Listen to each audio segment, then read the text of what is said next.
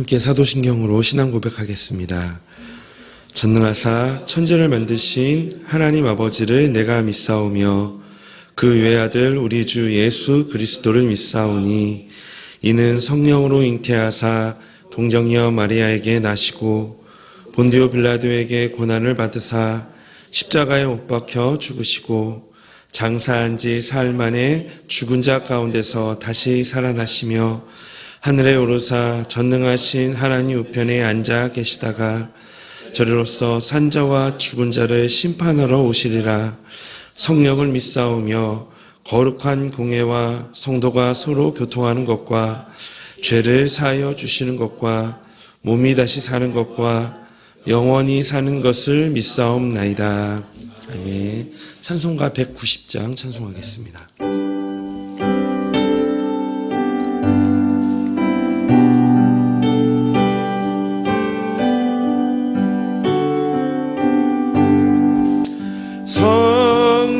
성령이여 강림하사 나를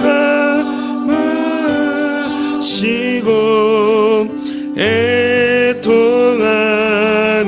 회개하마 충만하게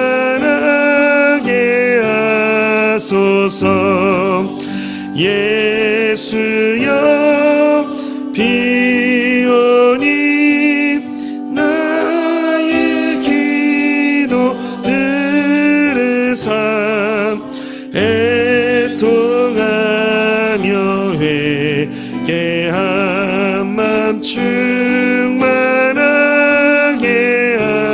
하소서. 성령이여 강림하사 그 신권능 주소서. 원하옵고 원하오니 충만하게 하소서. 예수여 비오니 기도 들으사 애통하며 회개하마 충만하게 하소서. 힘이 없고 연약하나 엎드려서 비오니 성령 강림하옵소서. 충만하게 하소서. 예수여 비오니 나의 기도 들으사 애통하며 회개하마 충만하게 하소서. 정케하고 위로하사 복을 받게 하소서. 충만하게 하시오니 무한 감사합니다. 예수여 비오니 나의 기도 들으사 애통하며 회개한 맘 충만하게 하소서. 아멘. 오늘 하나님 말씀 보겠습니다. 오늘 하나님의 말씀은 사도행전 8장 14절부터 17절까지의 말씀입니다. 사도행전 8장 14절부터 17절까지의 말씀, 우리 함께 한 목소리로 읽도록 하겠습니다.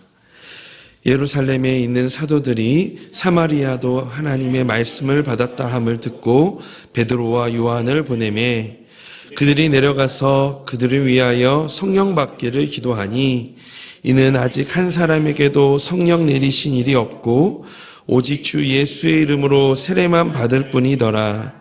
이에 두 사도가 그들에게 안수하며 성령을 받는지라. 아멘. 예수님은 승천하시기 전 제자들에게 지상 대명령을 주셨습니다. 바로 다하시는 우리 사도행전 1장 8절의 말씀인데요. 오직 성령이 너희에게 임하시면 너희가 권능을 받고 예루살렘과 온 유대와 사마리아와 땅끝까지 이르러 내 증인이 되리라 하시니라. 이것은 제자들이 거부할 수 없는 명령이었습니다. 또한 이것은 주님이 그들을 불러 세우신 목적입니다. 그리고 이는 오늘날 우리에게도 동일하게 주어지는 명령입니다.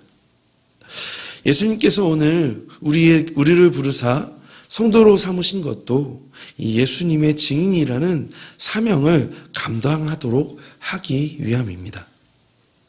그런데 우리가 이 명령을 수행하려면 반드시 선행해야 하는 것이 있습니다. 그것은 세상의 모든 것을 초월한 의식을 지녀야 한다는 것입니다. 주님은 이 복음의 증인으로서 성령의 역사를 통해 세상의 모든 것을 초월하는 의식을 가지게 하셨습니다. 오늘 이 성경을 통해서 함께 같이 살펴보기를 원하는데요. 그 첫 번째는 바로 원수를 미워하는 인간의 본성을 초월하게 하신 것입니다. 오순절 마가의 다락방에서 제자들과 교인들이 모여 있을 때 이 성령의 충만한 역사가 일어났습니다.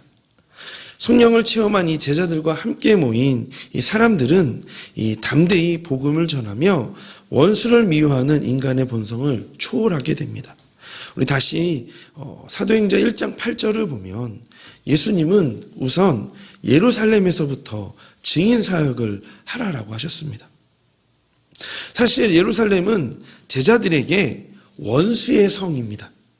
왜냐하면 예루살렘은 예수님을 십자가에 못 박은 원수들이 거하는 곳이었기 때문입니다. 그런데 그들에게 이 예수의 복음을 전해야 하니 인간의 본성으로는 도저히 행할 수 없는 일이었습니다. 그때 성령의 임재로 제자들은 예루살렘에서부터 이 복음을 전했습니다. 주님을 십자가에 못 박으라고 소리쳤던 백성들에게 이 생명의 복음을 전한 것입니다.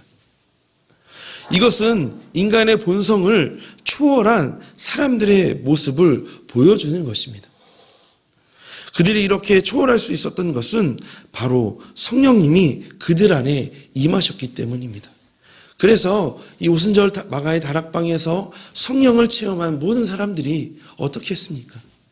나가서 복음을 담대하게 전하고 때로는 옥에 갇힐지라도 두려워하지 않고 말씀을 전했던 그 사도들의 모습들, 그 교인들의 모습들. 아마 이전에 성령님이 임하시기 이전에 그들의 모습과는 확연하게 다른 그런 담대한 모습이었습니다. 이 성령님이 임하시니 그 속사람은 이 원수를 향한 이 분노에서 긍휼과 자비의 마음으로 바뀌어 담대하게 예수 생명 복음을 전하며 그들은 인간의 본성을 초월하게 되었던 것입니다. 한편 주님은 인간의 본성을 초월한 이들을 예루살렘에만 머물게 하지 않으셨습니다. 이 스데반의 순교와 유대 종교 지도자들의 핍박으로 인해 사도들과 초대교인들을 흩으셔서 그곳에서 복음을 전하게 하셨습니다. 이제 우리의 시선을 오늘 본문으로 옮겨서 이 증인된 삶을 살게 하기 위해 성령의 체험의 역사를 통해 어떤 부분을 초월하게 하셨는지를 좀 살펴보기를 원합니다. 그것은 바로 주님은요, 편견을 깨뜨리셨다라는 겁니다. 우리 사도행전 8장 14절 17절 말씀 함께 다시 한번 읽어보도록 하겠습니다. 예루살렘에 있는 사도들이 사마리아로도 하나님의 말씀을 받았다함을 듣고 베드로와 요한을 보내매 그들이 내려가서 그들을 위하여 성령 받기를 기도하니 이는 아직 한 사람에게도 성령 내리신 일이 없고 오직 주 예수의 이름으로 세례만 받을 뿐이더라. 이에 두 사도가 그들에게 안수함에 성령을 받는지라. 주님은 사마리아에도 복음을 전하게 하셨고 또한 이방 나라에게도 복음을 전하게 하셨습니다. 그런데 이 사마리아는, 특별히 이 사마리아는 유대인들이 회피한 땅이었습니다. 그 이유는 구약시대 때 이 북이스라엘이 아수르에 의해 멸망당하면서 이 인종 혼혈 정책에 의해서 이방 사람들과 자폰이 이루어졌습니다. 그래서 많은 사람들은 이 혈통의 이 순수성을 상실했고 신앙 또한 병질되고 말았습니다. 그러므로 유대인들이 사마리아인들을 볼 때 이방인과 다를 바 없었고 그들은 마치 개처럼 여겼습니다. 심지어 유대인들은 사마리아 사람과 세리와 창기들을 죄인의 대명사로 불렀습니다. 그리고 또 우리 성경을 보시면 아시겠지만 유대인들이 사마리아 땅을 가로질러 가지 않고 멀리 돌아갔던 모습도 우리 성경에서 볼 수 있지 않습니까? 그런 사마리아에 가서 복음을 전하려면 이들에 대한 편견이 깨졌어야 했습니다. 그런데 오늘 본문을 보니 사마리아 사람들이 하나님의 말씀을 받아들였다는 보고가 들려오게 되었고 그것을 들은 예루살렘 교회가 많은 충격에 휩싸였습니다. 말씀과 성령은 오직 유대인들의 전유물이라고 생각했는데 그런 고정관념이 무너진 것입니다. 오늘 이 복음이 사마리아에게 임하고 또 이 사마리아 사람들이 이 복음을 듣고 예수님을 믿게 되어지고 세례를 받았다는 그 소식을 듣고 그 고정관념이 깨어진 것이죠. 그들은 마침내 사마리아를 복음의 사각지대로 남겨두어서는 안 된다라고 결정합니다. 그들 안에 있던 이 사마리아에 대한 편견이 깨진 것이죠. 그들도 하나님께 속한 자녀들이라는 것을 깨닫게 되었습니다. 그래서 이 예루살렘 교회의 지도자였던 베드로와 요한은 즉시 사마리아로 내려갑니다. 그리고 사마리아 사람들이 성령 받기를 기도했습니다. 이전까지 사마리아 사람들은 예수의 이름으로 물세례를 받았지만 진정으로 거듭남의 표시인 성령 세례는 아직 받지 못했습니다. 그런데 베드로와 요한이 사마리아 사람들을 위해 기도하자 사마리아 사람들의 성령을 받음으로 교회는 참된 연합으로 나아가는 길을 얻게 되어집니다. 성령님께서 이 사마리아 사람들에게 임재하심으로 사도들과 예루살렘의 교회 유대인들의 이 편견은 깨지게 되었고 교회는 하나가 되었고 더 견고하게 되어집니다. 또한 이 일들을 이 사마리아에서의 이 편견이 깨어지게 되어지면서 그 이후로는 사마리아를 넘어 이방 나라에 온 열방으로 이 복음이 전달되어지는 것을 우리는 보게 되어집니다. 이처럼 성령님은요, 우리의 본성 또한 편견 이런 잘못된 가치관들을 삶의 현장에서 직면하게 하시면서 그리고 깨트리셔서 결국은 우리를 주님의 증인으로 만들어 가시고 복음의 지경을 넓혀 가십니다. 우리 성도님들에겐 혹시 이런 편견이나 또 우리 안에 가지고 있는 용서하지 못하거나 또는 가지고 있는 인간의 본성은 없으신가요?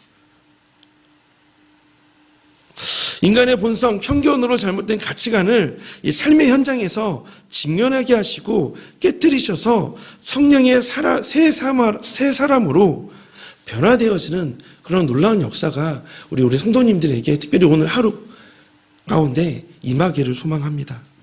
그래서 이 긍휼과 자비의 마음으로 하나님께서 우리 성도님들의 마음을 변화시켜 주셔서 담대하게 또 오늘 이 삶의 자리에서 예수의 생명복음을 전하는 그런 복음의 증인이 되시기를 주님의 이름으로 소망합니다. 그 결단의 시작에 성령의 임재하심이 있을 것이고 그 임재하심이 결국 우리를 성품과 인격을 주님의 증인으로 다루게 되어질 것입니다. 오늘 성도님의 삶의 자리에서 이런 놀라운 성령님의 역사하심이 있기를 소망하며 오늘도 이렇게 기도하심으로 이 하루를 시작하셨으면 좋겠습니다. 그래서 이 시간 함께 같이 기도하실 때 먼저는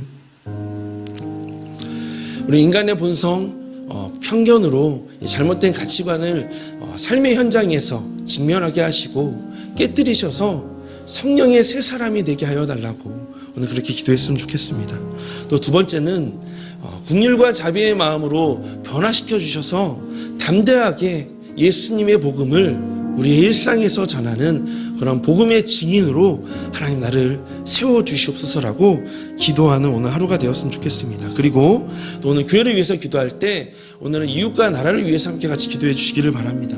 아직도 복음을 듣지 못하고 복음을 자유롭게 전할 수 없는 황폐한 땅에 하나님 긍휼히 여겨 주시옵소서라고 이 세 가지를 놓고 함께 같이 기도하며 오늘 하루 시작하기를 원합니다. 함께 같이 기도하겠습니다. 하나님 우리를 하나님의 그 복음의 증인으로 세워주시기를 소망합니다. 하나님 특별히 기도하는 것은 하나님 인간의 본성 또는 편견으로 잘못된 가치관을 삶의 현장에서 직면하게 하여 주시고 하나님 이곳은 안 될 거야, 하나님 이곳은 되지 않을 겁니다, 하나님 이곳에는 하나님의 은혜가 있지 않았으면 좋겠습니다 라고 생각하는 하나님 우리 안에 있는 하나님 잘못된 본성과 가치관 또는 그 편견을 깨트려 주시고 하나님 우리가 그 삶을 직시하면서 하나님 우리가 그곳에서 하나님의 복음의 증인으로 하나님 예수 그리스도의 그 생명복음을 전하는 그런 하나님의 산 사람이 되어지기를 소망합니다. 하나님 오늘도 그 삶의 자리에서 나의 삶을 다루어 주시옵소서. 하나님 그 삶의 자리에서 하나님 성령으로 말미암아 나의 마음을 변화시켜 주시고 나의 성품을 변화시켜 주셔서 오직 그 복음을 전하는 그 증인으로 하나님 삶의 안에서 그 주님의 복음을 전하는 그런 한 사람으로 하나님 나를 사용하여 주시기를 소망합니다. 그래서 하나님 더욱더 기도하는 것은 긍휼과 자비의 마음이 하나님 내 안에 가득하기를 소망합니다. 하나님 긍휼과 자비의 마음으로 하나님 나의 마음을 가득 채워주셔서 담대하게 예수님을 전하는, 담대하게 또 삶 안에서 그 복음을 흘려보내는 그런 한 영혼 되게 하여 주시고 하나님 오늘도 그 삶의 자리에서 그렇게 하나님 나를 사용하여 주시옵소서. 하나님 오늘도 그 하나님을 기대합니다. 우리 하나님 가운데 역사하여 주실 그 하나님을 찬양합니다. 하나님 오늘도 그 하나님 가운데 역사하여 주시옵소서.